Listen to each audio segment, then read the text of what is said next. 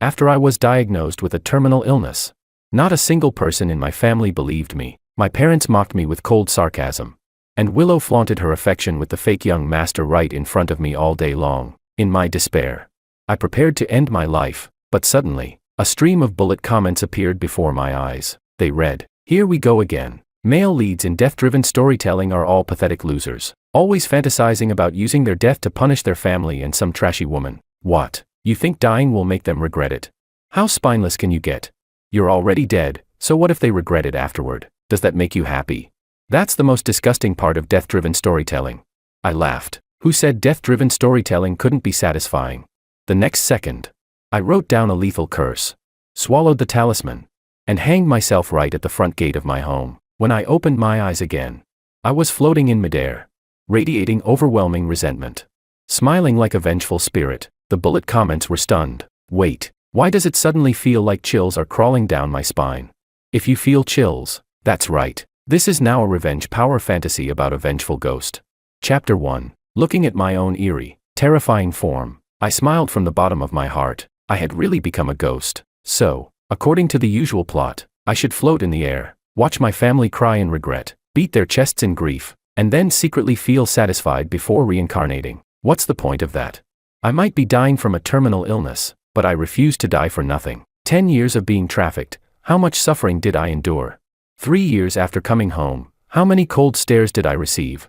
I remember it all. I raised my eyes toward the villa's front gate. My corpse swayed in the darkness before dawn, heavy dark circles, deathly pale skin, hollow eyes, a truly horrifying sight. The first person to discover me, the maid, burst into tears on the spot. Forget making breakfast. Her scream shattered the silence of the villa. Lights flicked on one by one, followed by an increasing chorus of screams. Finally, my family was awakened. Wrapped in their pajamas, they hurried downstairs. Chapter 2. My father strode forward with authority and barked, "What's all the noise?" The maids trembled, all pointing toward the front gate. My father took one look, his expression changed drastically. My mother and sister noticed as well. A flicker of shock and panic flashed through their eyes, but their instinct wasn't to rush over and save me. Instead, they stepped back several paces. Fear outweighed any love. I let out a cold laugh. If it had been the fake young master, Makoto, hanging there, even if his corpse had started to rot, they would have rushed over without hesitation. At that moment, Makoto came downstairs, yawning, frowning as he muttered, "Dad, Mom, Sis, what's going on? It's not even dawn yet." My sister Willow quickly blocked his view. "It's nothing. Go back to sleep. It's fine." But Makoto didn't listen. He shoved her aside. What exactly happened? The moment he finished speaking, he froze, because he saw my swaying corpse. He let out a shrill scream and collapsed onto the floor. Willow hurried to help him up, comforting him repeatedly. "It's okay. It's just George being a lunatic, who hangs himself in the middle of the night. So unlucky." My mother echoed, "Good boy. Go back upstairs and sleep. Your father and I will handle it." Makoto hummed in response and got up, looking regretful as he walked upstairs, but I clearly saw the undisguised delight at the corner of his lips. No matter how scared he looked, seeing me dead still made him happy. At this moment, the bullet comments exploded. "This family is insane, their own son hanged himself and they're completely indifferent. Damn it, I want to chop Makoto down so badly. Heh, saw this coming. The male lead died for nothing, serves you right for playing death-driven storytelling." Some of the comments even pitied me. Little did they know, I wasn't sad at all. From the moment I hanged myself at the front gate with a curse in my mouth, this stopped being any kind of pathetic death-driven storytelling. Chapter 3. My rage surged wildly, making my presence even more sinister. Suffering while alive, despised even in death, I truly received not a shred of care. Without hesitation, I lunged at my mother, intending to strangle her first. But I was suddenly repelled, my ghostly form nearly scattering apart from the force. I was stunned. What was going on? The bullet comments were equally shocked. Holy shit. So that's it, the male lead killed himself for revenge. His mom is a devout Buddhist. She's wearing a consecrated amulet blessed by a master. He won't be able to kill her easily. So it's not death-driven storytelling. I'm topping up to read more right now. I looked at my mother's neck. A faint flash of golden light flickered and vanished. Only then did I remember, she always wore a Buddhist amulet. The irony was almost laughable. She only turned to Buddhism after I was trafficked. Day and night, she prayed to the gods, hoping to find me again. But when she finally did, she favored the fake young master, Makoto. Her disgust toward me ultimately outweighed whatever love she had. I let out a cold smile, slowly floating upward as I turned my gaze toward my father. He wasn't wearing any amulet. Chapter 4. By now, My father had completely calmed down. He ordered the servants to take my body down, then made a phone call. The hearse from the funeral home would likely arrive soon. He said, "No one is allowed to spread what happened tonight. If I hear a word of it, I won't go easy on you." After threatening the servants, he turned to my mother and said, "There's no need to attempt any rescue. Have the funeral home take him away for cremation as soon as possible." My mother hesitated for a moment, then nodded heavily. "All right, sigh. This child, how could he be so foolish?" She didn't want me to die, but now that I was dead, her sorrow was no more than a ripple in the ocean. My father told her not to be upset. He even complained about me instead. George deliberately hanged himself at our front gate. He clearly wanted to disgust us. "I told you long ago, there's something wrong with his head." There was something wrong with me. 10 years of being trafficked had nearly shattered my body and mind. After returning home for 3 years, I thought I could heal. Instead, I was completely broken. How could I not be sick? Since you all made me this way, then I'll make you all die. Chapter 5. Soon, people from the funeral home arrived. My corpse was loaded into the vehicle, and the family driver took my father along to the funeral home. I sat in the car, staring gloomily at my stern-faced father. I didn't act immediately. Instead, I focused on adapting to my ghostly state. During that time, I discovered I could tug at my father's clothes, which meant I could interact with objects in the living world. As dawn approached, a faint light appeared in the east. I began to feel uncomfortable. Clearly, daytime wasn't suitable for ghosts. My ability to cause harm weakened significantly. Physical attacks like choking or strangling became much harder to execute. But for a ghost to harm someone, all it needed was to exploit fear. With that thought, I experimented. With a shift of my will, I suddenly manifested. My father remained unmoved. He couldn't see me, but through the rearview mirror, I saw my own reflection: blackened face, deathly pale skin, blood-red pupils, terrifying even to myself. The driver, Tom, suddenly stiffened. His hair stood on end, cold sweat pouring down his face. He had caught a glimpse of me in the mirror. I quickly concealed myself. Tom was a good man. For the past 3 years, he had driven me to school and often comforted me. I didn't want to scare him to death. He rubbed his eyes hard, seeing that I was gone. He even turned his head to check, then let out a trembling sigh of relief. My father frowned. "What's wrong?" Tom wiped his sweat, hesitating to speak. My father grew impatient and told him to talk. Only then did Tom say, I think I just saw George." My father snorted coldly. "Are you implying something? You think he turned into a ghost?"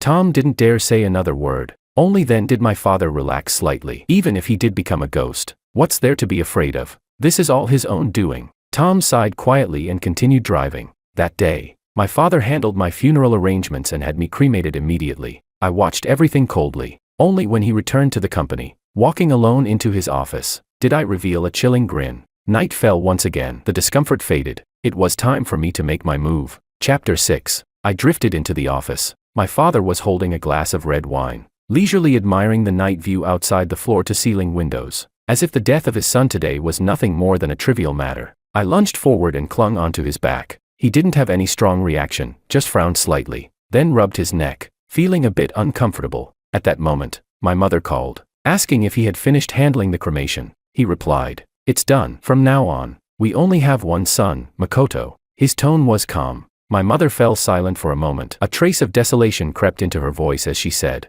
"But, he was our biological son. So what? We've already given him more than enough. He was the one who turned out rebellious. We've done nothing against our conscience."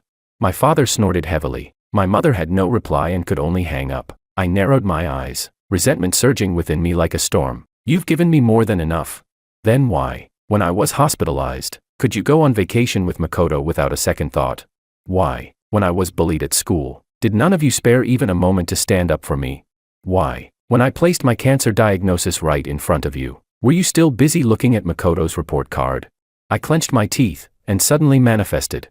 Because the glass could act as a mirror, my form instantly appeared in my father's eyes. He let out a scream. The wine glass slipped from his hand and shattered on the floor as he stumbled backward in panic. I remained motionless behind him, staring at him with venomous hatred, certain he hadn't imagined it. He fled without even daring to look back. Inside the elevator, he forced himself to calm down, glancing around while reaching behind him. Of course, he touched nothing. Just as he began to feel relieved, I raised my fist and slammed it hard into his face. The blow sent him staggering. Terrified, he shouted, "Help! Someone, help!"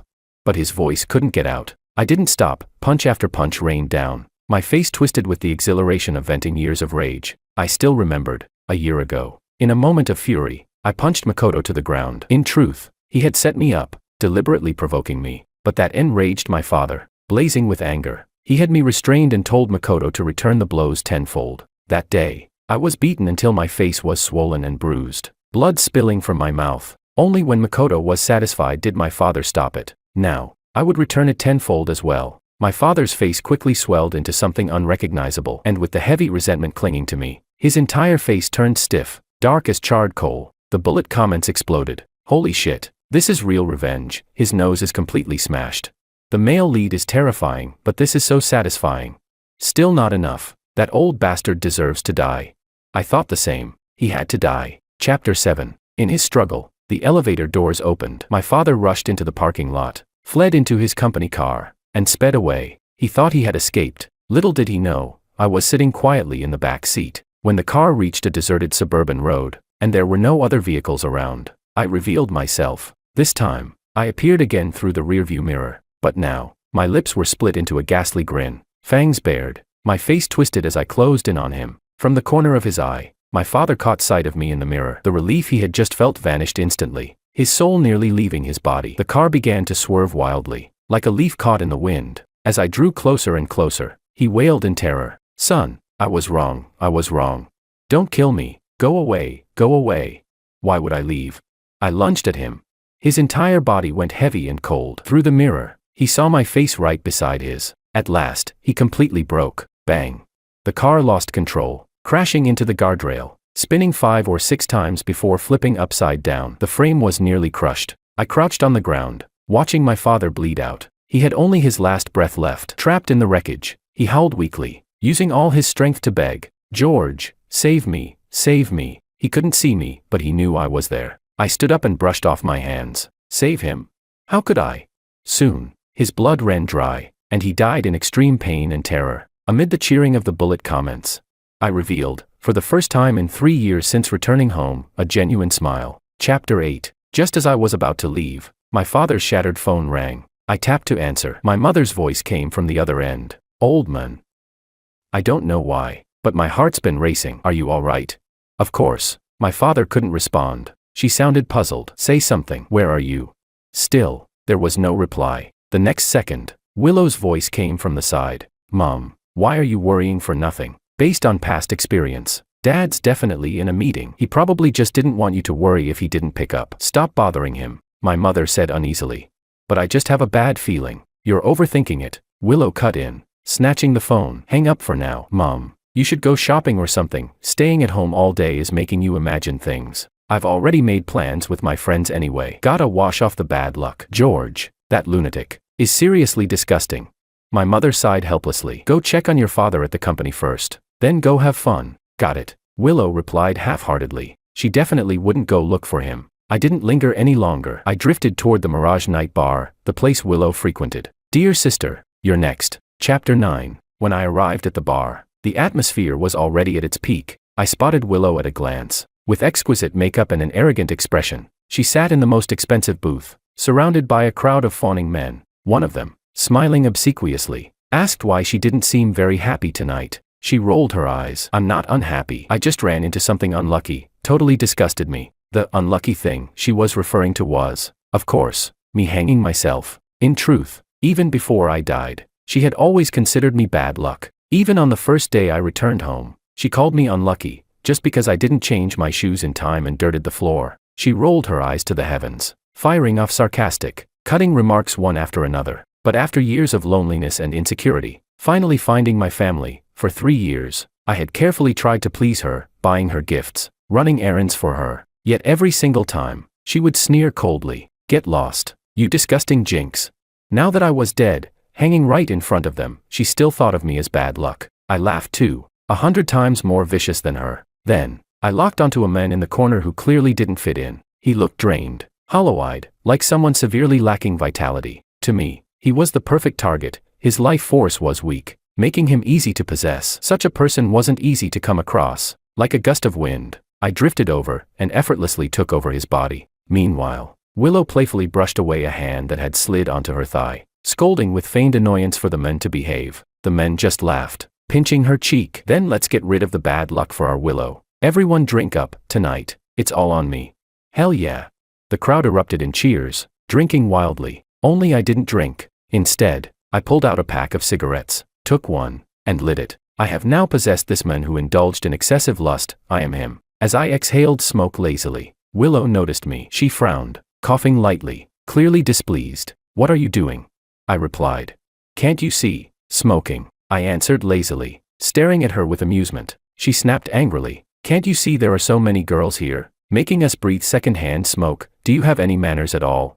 Everyone around turned to look at me. I simply crossed my legs, blew out another puff of smoke, and said even more provocatively, looking at you feels like bad luck. Needed a smoke to calm myself. The crowd was stunned. Willow was just about to explode, but then she seemed to recognize me. Curling her lips in mockery, she sneered. Oh, I was wondering who it was. Martin. Isn't this that simp who chased after me? Even tried to act all tough last time, sending me muscle pics. Turns out in bed he's a 3-second man. Hilarious. I laughed too. Give me a break. You're full of infections. I lost interest the moment I saw you. You don't even deserve 3 seconds. A collective gasp spread through the crowd. Willow Lou instantly exploded in rage, grabbing a glass and splashing it at me. I dodged nimbly and raised my voice. Miss Lou, don't lose your temper. Just because you've got issues doesn't mean you need to freak out. There are always people who aren't picky, but I just think you're dirty. Shut up.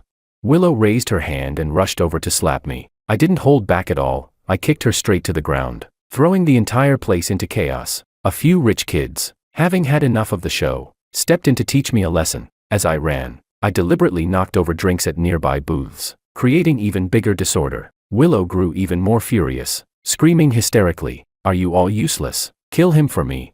She didn't notice. Camera flashes were going off all around. The disgraceful scene of this so-called high society young lady was already spreading rapidly across the internet, and the thing Willow cared about most was her reputation. Chapter 10. Taking advantage of the chaos, I easily left the bar, got into a taxi, and told the driver to take me to the hospital. Only after entering the hospital and going through a checkup did I leave that sickly body behind. Then I drifted all the way back to the Lou residence. It was already past midnight, yet the Lou house was brightly lit. My mother was scolding Willow. Look at yourself. It's all over the internet now. Do you still have any dignity as the Lou family's daughter?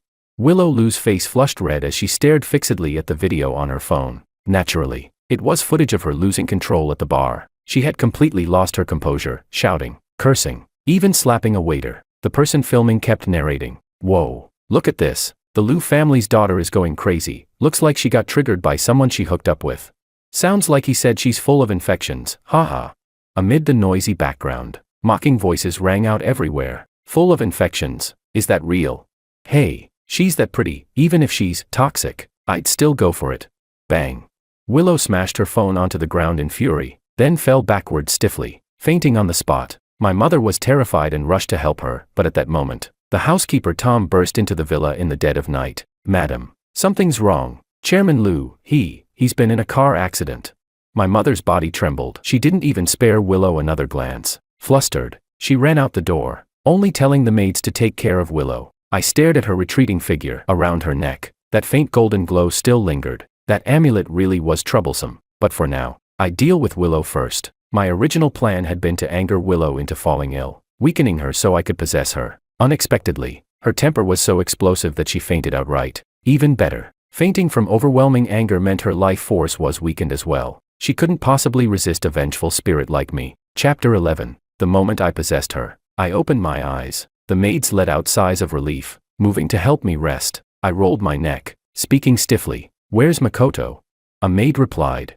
The young master is resting. He had some trouble sleeping today and just fell asleep. I sneered. Looks like he felt at least a bit guilty, enough to lose sleep. I strode upstairs, stopping in front of Makoto's room. I paused. As expected of the future heir of the Lou family, his room was the largest in the house, luxuriously equipped with everything imaginable. A private bathroom and walk-in closet, fitness equipment, even a fully equipped gaming room. Every time I saw it, I used to envy him to the point of drooling. But I wasn't greedy. When I had just returned home, they asked what I wanted. I only said I wanted a high-end computer. They agreed, but then completely forgot. Instead, Makoto didn't forget. Smiling, he said, "Bro, I'll take you to pick one in a few days." At first, I thought he was a good person, so when he invited me to play games in his room, I foolishly went in without hesitation. But I never expected. In the short time he stepped out to grab a drink, he had called the entire family over, accusing me of taking over his room and driving him out. Then, putting on a high-minded act, he generously offered to give up the room. Seeing him twist the truth so blatantly, I was furious and rushed at him to hit him.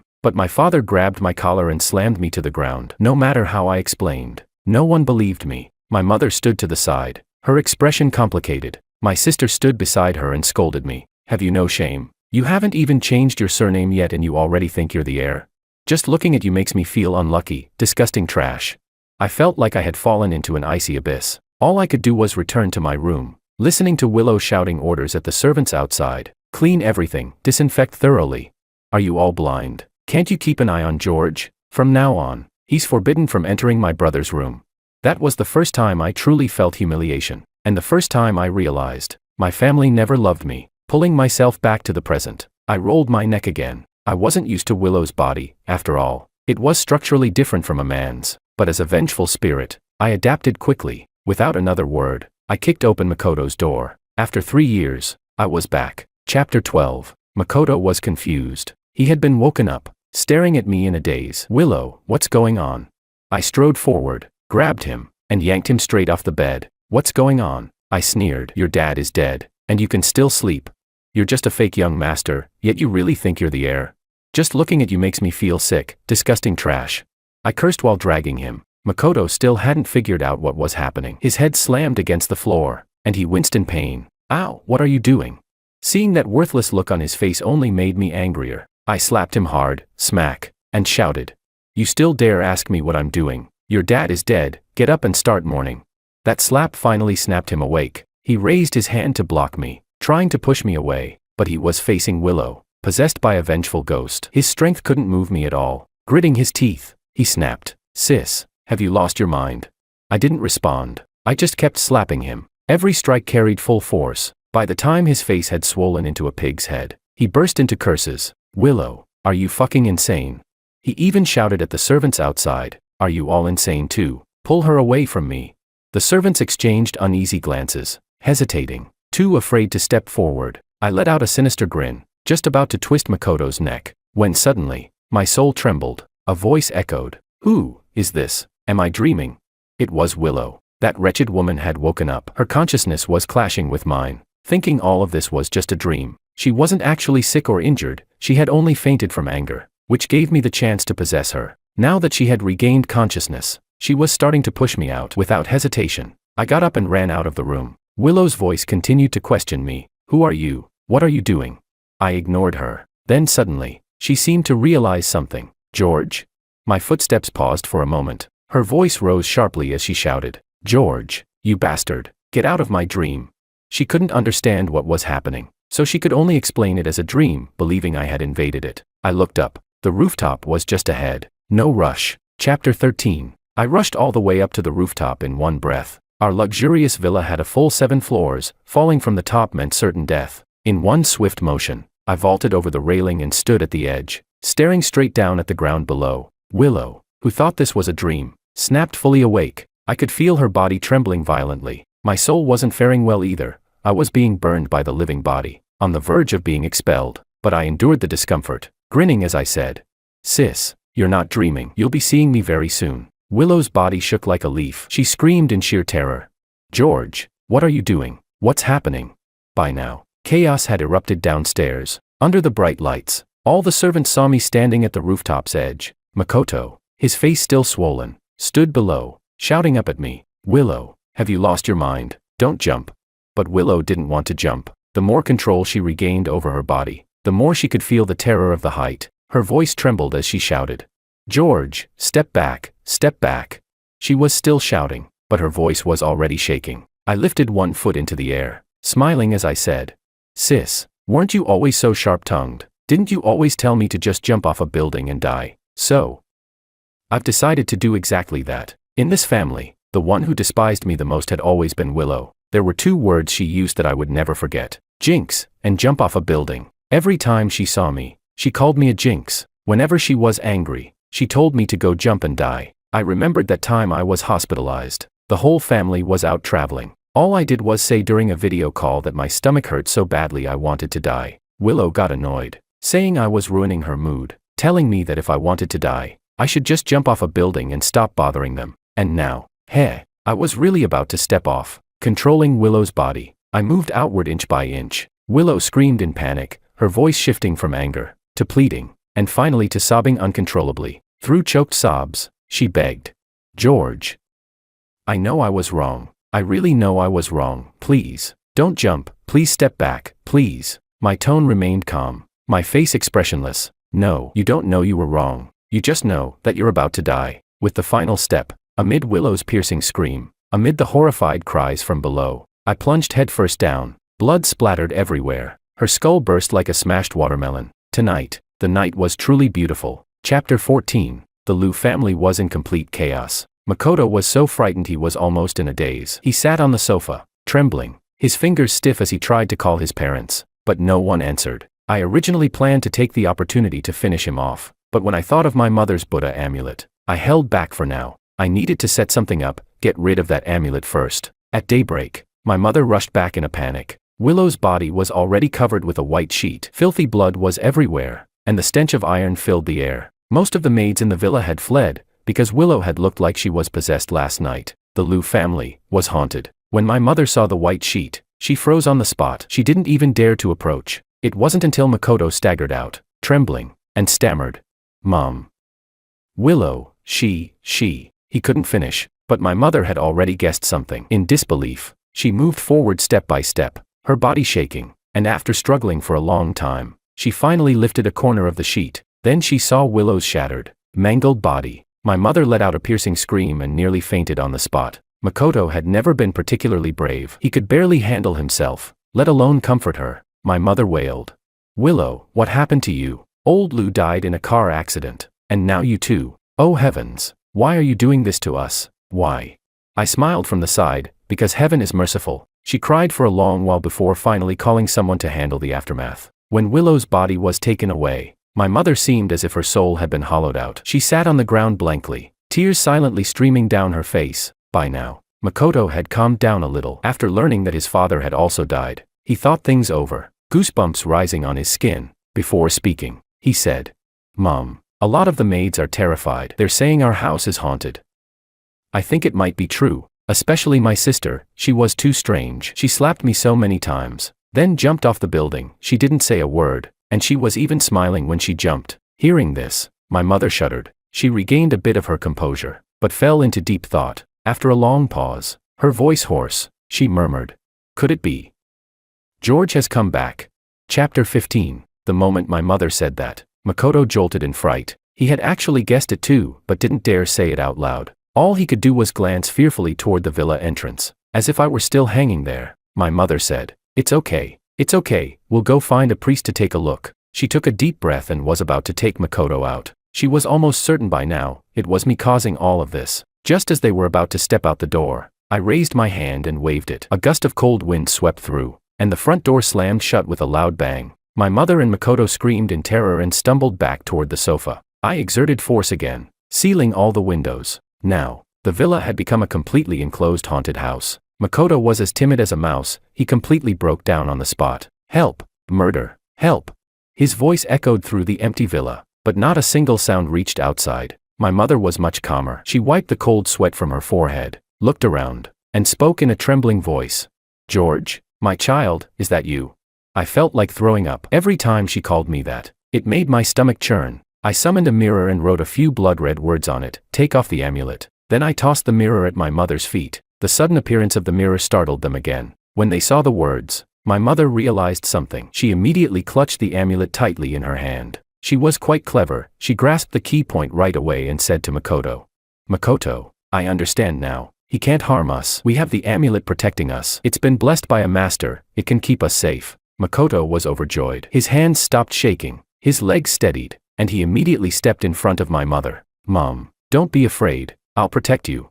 I grinned. I went into the kitchen, grabbed a fruit knife, and walked straight toward Makoto. They couldn't see me, but they could see the knife. The gleaming blade lunged straight at Makoto. He panicked instantly. With a quick dodge, he hid behind my mother, but the knife circled around and continued stabbing toward him. My mother shouted anxiously, "George, he's your younger brother."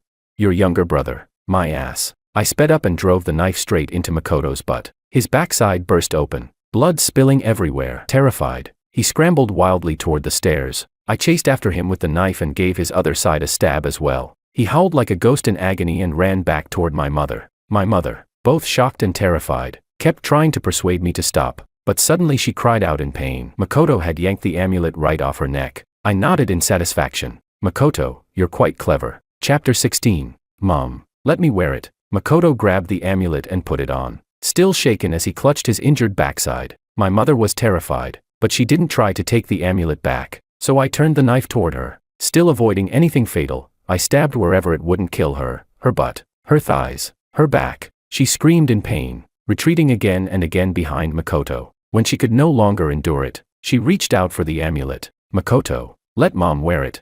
Makoto's eyes flickered. Instead of helping her, he pushed her away and ran to the other side. My mother froze, her face turning ashen. My son, how could you? Makoto waved his hand dismissively. Don't call me your son. We're not related by blood. This has nothing to do with me. Clutching the amulet tightly, still trembling with fear, he shouted, and even called out to me. George, every debt has its debtor. We have no grudge between us. If you want revenge, go after them. They favored me. It's not like I asked for it. I didn't know they were that stupid, loving an adopted son more than their own. Let me go. I have nothing to do with them. Every word Makoto spoke was an excuse, every word utterly cold and heartless. My mother's face grew even paler. Fear and shock intertwined, leaving her unable to stand as she collapsed heavily onto the ground. Seeing this, Makoto spat and said, It's all your fault for playing favorites. You got your husband and your daughter killed. Are you trying to kill me too? You're a beast. You don't deserve to be a mother. Shameless trash, dying 100 times wouldn't be enough for you. Makoto hurled insults wildly, all just to show loyalty to me. My mother's lips turned white. She raised a trembling hand, pointing at Makoto, shaking for a long time, yet she couldn't say a single word, but her eyes burned. That was the fury born from utter despair. Makoto continued cursing. What are you pointing at me for? You disgusting excuse for a mother, just die. After his outburst, he cautiously edged toward the door, forcing a flattering smile onto his face. Bro, please let me go. I really have nothing to do with them. Of course, I had no intention of letting him leave, but with the amulet on him, he actually managed to crash the door open himself and bolted out in an instant. I decided to let him run for now. There was still my mother to deal with. Struggling, she tried to crawl toward the exit. Her eyes were fixed on Makoto, hoping he might turn back and save her, but he quickly disappeared beyond the yard. With a wave of my hand, the door slammed shut again. In absolute despair and terror, my mother broke down in sobs, her voice cracking. My child, my child. Mom was wrong. I deserve to die. I searched for you for so many years before finding you again, and yet I still thought you weren't as good as Makoto. I was terribly wrong, my child. Please forgive me. I remained unmoved. I didn't care whether her regret was genuine. I only wanted her to suffer for the rest of her life. Death would only free her. What I wanted was for her and Makoto to live in misery, wretched and broken, for the rest of their lives. Chapter 17. I wrote more words on the mirror. This time, I demanded that she donate all her property, leaving not a single cent for herself. She didn't dare refuse. With tears streaming down her face, she nodded. I continued writing, giving her 3 days to settle everything. If it wasn't done within 3 days, I would send her to her death. My mother kept nodding, trembling in fear. I said nothing more and drifted away as a gust of cold wind. Soon, I found Makoto. He was hiding at a friend's place, clutching the amulet, trembling violently, his face pale as death. That friend was fairly loyal, repeatedly asking what had happened. Makoto replied, Don't ask, just help me get some money, and find a way to send me abroad. The friend, confused, said, That's easy. Give me your documents. I'll book you a ticket. Makoto kept trembling. My documents are at home.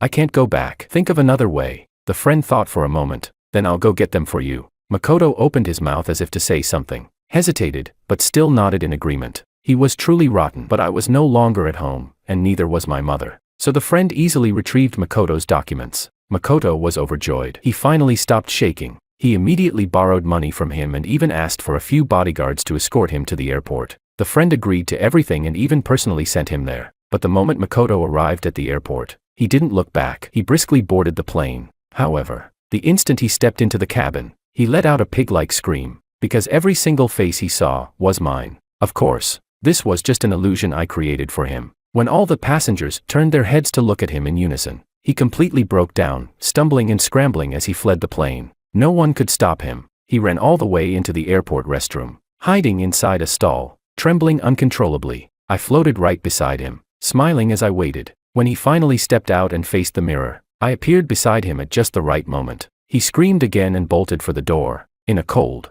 eerie voice, I said, go home, back to your mother, never leave, or else, die, die, die.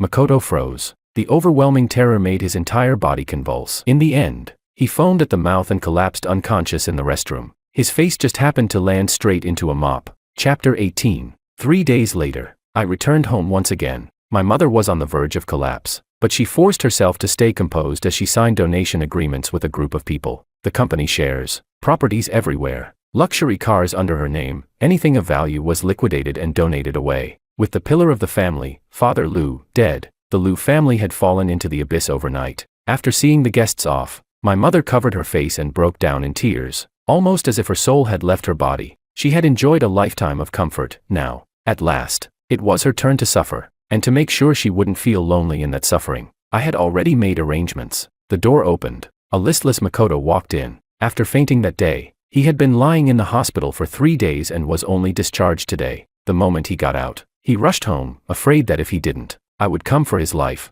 By now, he had developed a severe psychological disorder. When my mother saw him, she didn't even have the strength to be angry anymore. She simply stared at him blankly. Makoto had no strength either. His eyes were filled only with despair and numbness. He walked to her side and stood there stiffly. At last, my mother spoke. Why did you come back? He said. George told me to return to your side.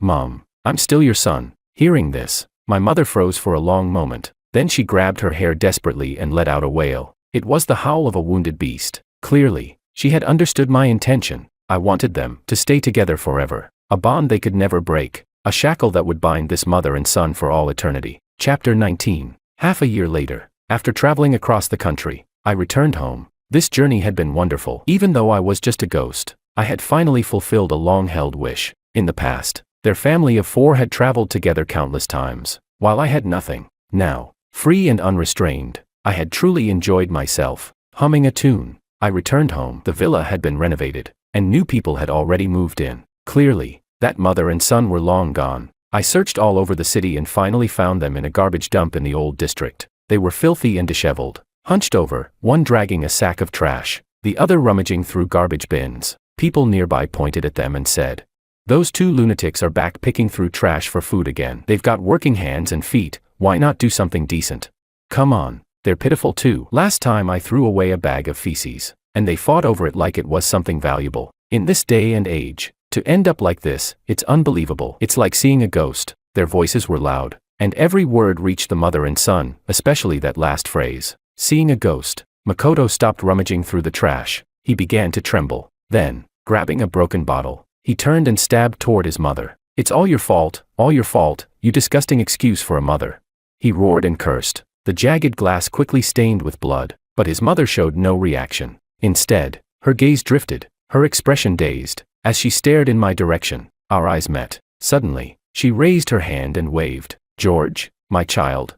I understood. She was about to die. Those on the brink of death can always see things they shouldn't. At this moment, she seemed to truly regret everything. Beneath her vacant gaze, there was a faint longing, a longing for me to go to her, to call her mom, or to hold her. But I simply turned away indifferently and stepped back into the shadows beneath the sunlight. Too bright. Ghosts don't like the sun. Chapter 20. After lingering in the mortal world for a while longer, I felt that all my resentment had finally dissipated. That very night, I left with the officials from the underworld, to be reincarnated. 10 months later, in a private delivery room, a baby was born. The exhausted mother looked at him, her face full of fatigue, yet her eyes curved into crescents as she smiled. The baby forced his eyes open, gazing at his mother in confusion, and suddenly let out a small laugh. So tiny, knowing nothing at all, yet he smiled. Perhaps it was because he saw the love reflected in his mother's crescent-shaped eyes.